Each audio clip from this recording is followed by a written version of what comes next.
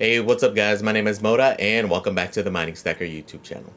Today's video, we're going to talk about an FPGA that has been making a comeback recently. We're going to talk about that SuperScalar K10, right? We're going to look at price points, the bit streams it can now do, and just things to consider, right? If you're considering getting one, I'm going to talk about some things you really got to think about before you jump in, right? So if that sounds good, guys, stay tuned and let's get to it.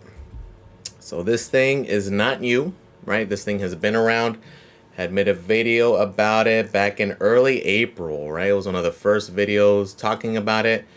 Reason it was hyped is because it was for Caspa, right? It was an FPGA at the time. We weren't really sure though, right? We didn't know if it was an ASIC or what the heck this thing was, but it is definitely an FPGA and it was hyped because of Caspa. Although that hype was very, very short-lived because within weeks, that's when we found out about Ice River. RPM got his official Ice River and kind of confirmed that and kind of made these things pretty much obsolete, right? So they were still slightly profitable for a bit, but for the price, because I think it was between like 10 and 12K, definitely not worth it. So for the few of you who did purchase though, did get brought back to life as of a few months ago when they released bit streams for Alephium, Radiant, Iron. So there is profitability still there. And that's kind of the game plan with FPGAs, right? It's not going to be something where you mine forever. It just really depends on how quick kind of the turnaround is from going to GPU, FPGA to ASIC. In this case, it was extremely fast. It was literally weeks, right? So is it going to be a similar situation?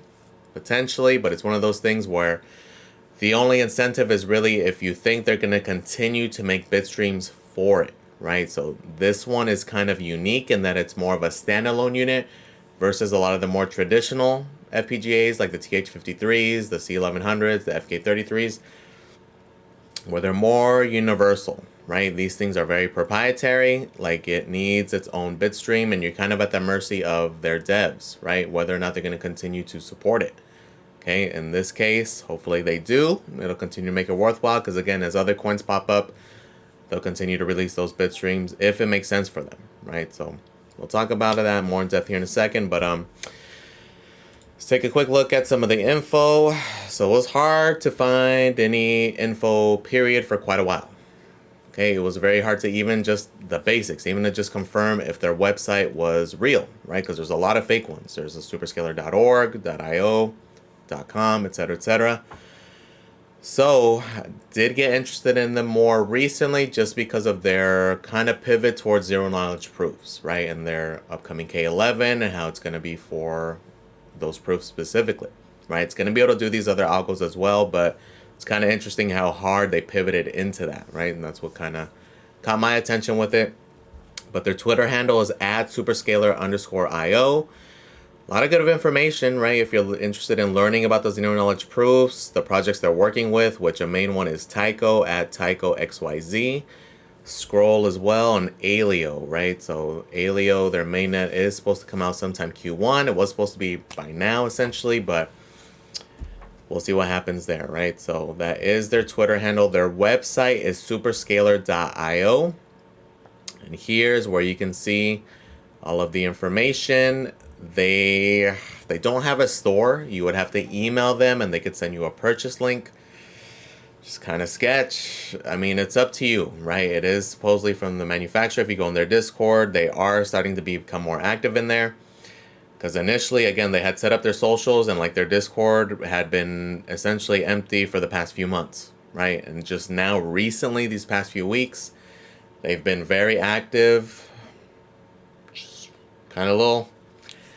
Now that's surprising, but it's kind of weird that it's been getting so much traction. Not only there, right? They're actually trying now, okay? Which is kind of interesting. Also from a lot of these vendors, these little WhatsApp, Telegram vendors, they've been pushing it pretty hard these past few weeks.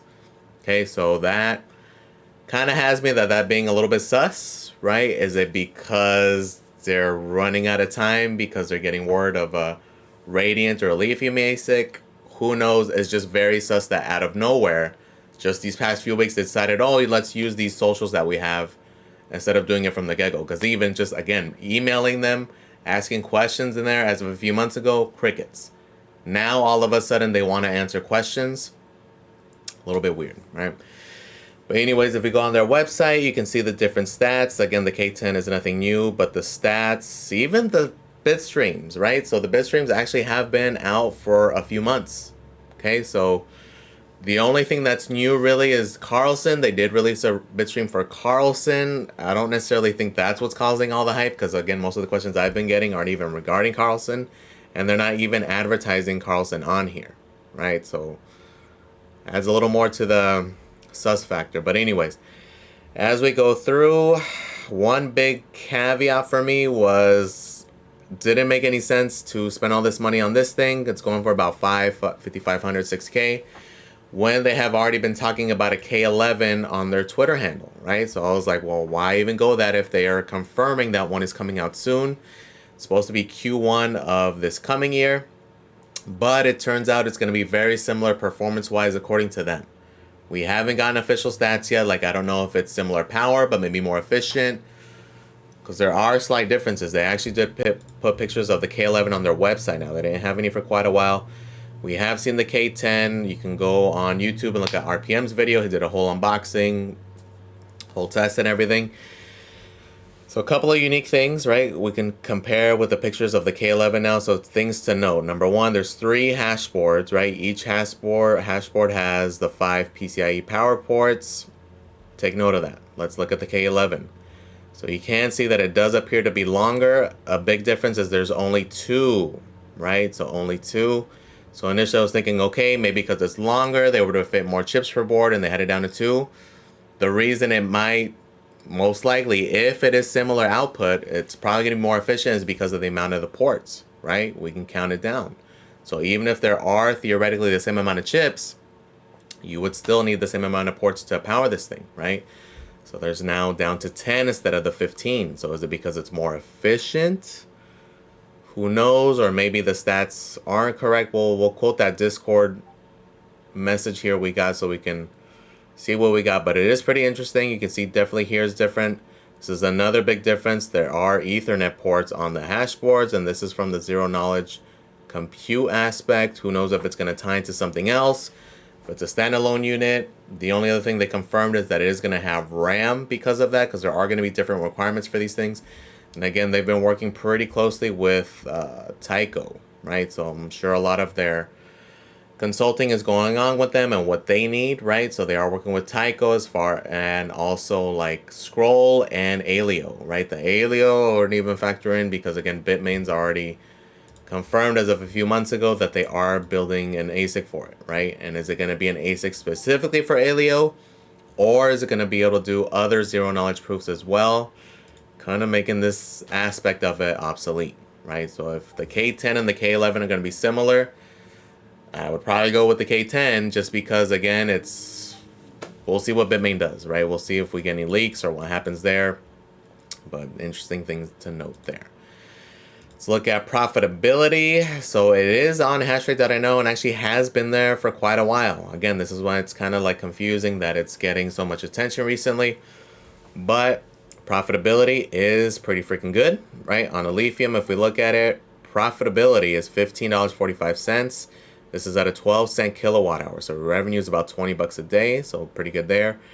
Radiant, very similar, almost extremely similar, right? Ironfish is slightly less, $18 in revenue.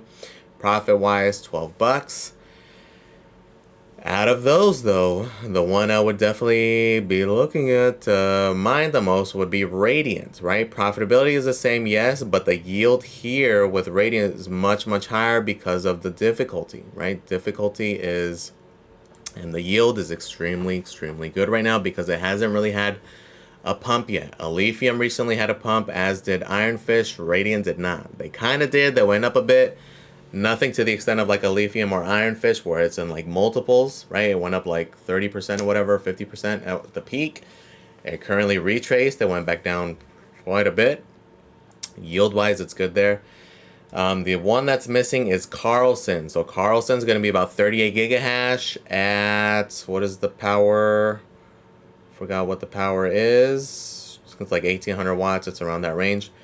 Revenue is about 22 bucks. Profitability is $16, right? So they're all kind of in that same range, which is kind of interesting there.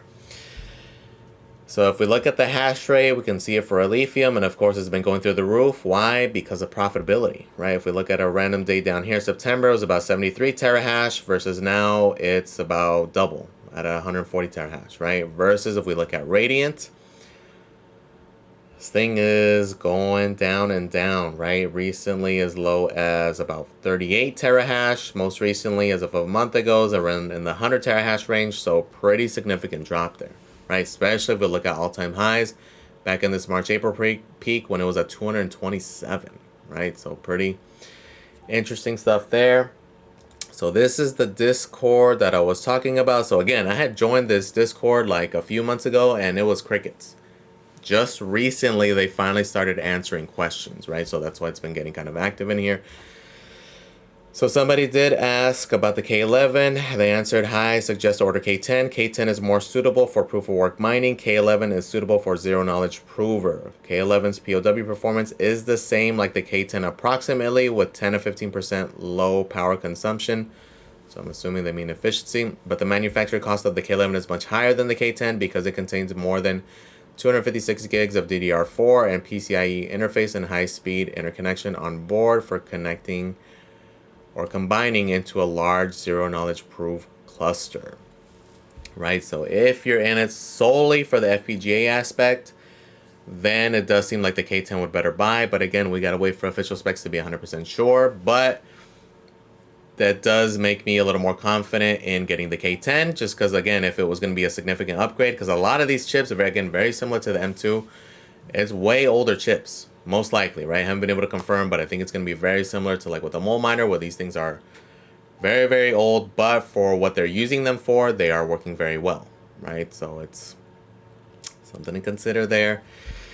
If we look at the price of Karlsen, is like I'm curious now, is this a reason this thing has been dumping so hard, right? It was that it hit that peak of 25 cents. It's currently hovering at 5 cents. So is there a lot of sell pressure because of this FPGA? Who knows? Kind of the same story with Radiant. Is that part of the price action? Who knows? Is it because they're dumping there and moving on to the next coin? Who knows, right? But again, some of the coins we had talked about were like Tyco and Scroll, and that's who they're kind of working with.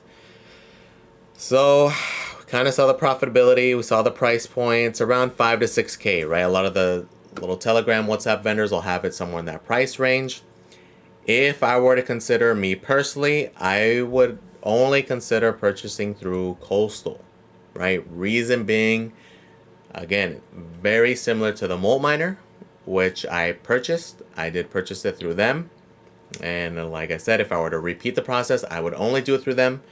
Reason being, when you go through these Telegram vendors, any of those things, the price is definitely going to be cheaper. But if you get a brick, you are going to be on your own. And good luck getting in contact with a lot of these manufacturers, right? Again, luckily, recently, it does seem like they are starting to become more active in that sense.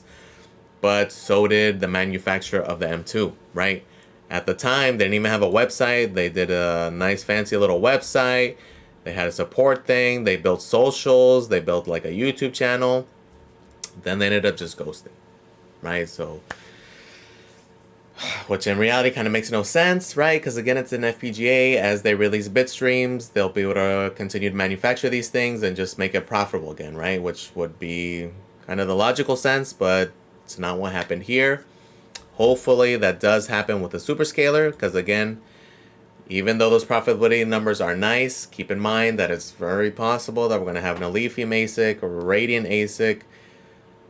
Ironfish is going away because the algorithm's changing. Karlsen might be adjusting theirs to weaken this thing. So just a lot of risk factors. So if you're buying it solely for that, just keep those things in mind, that it's hard to tell how long you're going to be able to really use this thing for on those bit streams. Again, if they're developers were super active, the community super active, I had a whole lot of confidence that they were definitely going to continue to make these and make them available to us, then I would be more about it. But like learning my lesson with the M2, number one, a lot of people got duds, right? A lot of people got boards that were not working right off the get-go. One of my boards did end up dying a few months in, right? I think it was like a month in. 2 of the chips ended up dying, and then the board slowly just completely died. Luckily, though, because we did purchase through Coastal, they were able to get replacement boards for us, for any of us who had failed boards initially before they ghosted us, right? So again, it was only because we purchased through them. If I would have been on my own and purchased through one of these cheaper vendors, would have been SOL, right? So it's a huge risk factor. So for that reason, even though yes, it might be a bit more expensive, I would 100% only consider purchasing through them, right? Just because I do feel that you'd have a higher likelihood of getting any kind of work done for it in case you get a dud, in case you get a brick, or in case you have some chips out, or in case you have a board out after not too long. Because again, a lot of these, specifically with this guy and like the Molt Miner, a lot of them may not be brand new units, right? A lot of these things were like more private FPGAs coming from private farms. That's why like even when RPM did his, it was a used one.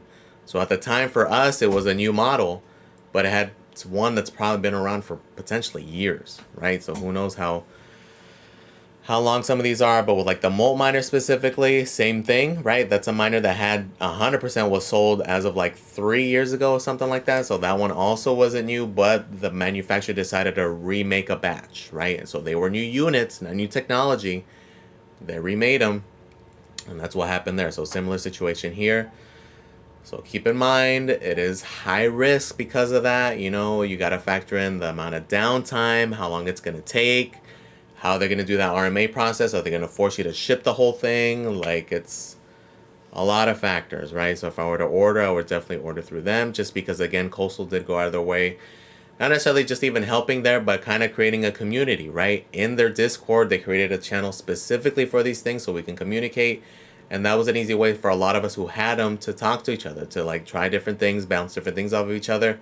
So they did a lot of things. And then on top of that, they had sent a unit out to Viper.net, and they were able to get it so that we can use it on Viper.net. Because initially these things were kind of almost like locked to their pool, which was Hashpool, hashpool.com. So that was kind of like, instead of having a dev fee, I think that was going to be the play for it to have it kind of locked into being on that pool so that it can get some kind of incentive there. So they did a lot, and this is not something that, you know, they had to do or they just did it for the community, right? So stuff like that, any of these purchases like this, I would 100% go through them for that reason, right? Because they like to tinker with these things too. That's part of the reason they did all that, right? So something to note there. But again, the biggest risk factor here though is just if you have confidence that they're going to continue to release these bit streams, right? Especially in the case if, God forbid, they do release a freaking or announce a Alephium ASIC a week from now. Not a week from now, but like a few months from now, right? Those are the risk factors you have to consider. But again, hopefully if they continue to make these bit streams, then as these newer coins pop up, as these freaking Casper forks pop up and whatever else pops up, because there's going to happen, right? Especially as we go into the bull market, people are going to release all these crap coins, and maybe you'll be able to utilize them there, right? So for me, ton of risk, right? If it's a smaller guy, like for example, when I bought the little M2, it was $1,800. For $1,800, to me, it was worth the risk. The risk there ended up paying out just because they did release that Radiant bitstream. If that bitstream wouldn't have came out, would have been screwed, right? So luckily it did come out, was able to make my ROII. So I'm happy there. Everything is gravy from there, and it's been working, right? Ever since that board got replaced, it's been chugging along. It's been doing its thing. Hopefully, when you guys jump into this thing, it'll be a similar situation, but just understand that it is a lot of risk with this thing, right? So potential reward, right? Is it crazy? It's hard to say. Maybe if you got this thing like 3-4 months ago. But again, tinfoil hat, the fact that they just now started to really push this thing, even though these popular bit streams like Radiant, Alephium have been around for months, to me, it's signaling that they're trying to get rid of them because they're getting word that there's a potential ASIC coming, right? Kind of similar to what happened with Casper. I'm sure that's the only reason it even came out during the time it did. They were trying to front run Ice River. Maybe they got word there as well. And they were trying to sell a few at 10K as much as they could, right? So who knows? Hopefully I'm wrong. Hopefully if you get one, you're able to mine on it for 6 to 10 months, and hopefully they continue these bit streams. But these are the types of things you got to consider, you got to factor in, right? So just letting you guys know, Coastal does have it on their site. I do have an affiliate link in the description if you're interested, or if not, it's all good. But just understand there's a lot of risk. Oh, wanted to touch on the freaking pool thing, right? So they were touting, this is another shady part with a little M2, from the get-go when they made their little website that it was going to be able to do iron. They even had specifications for it. They had everything ready to go. They never released it publicly.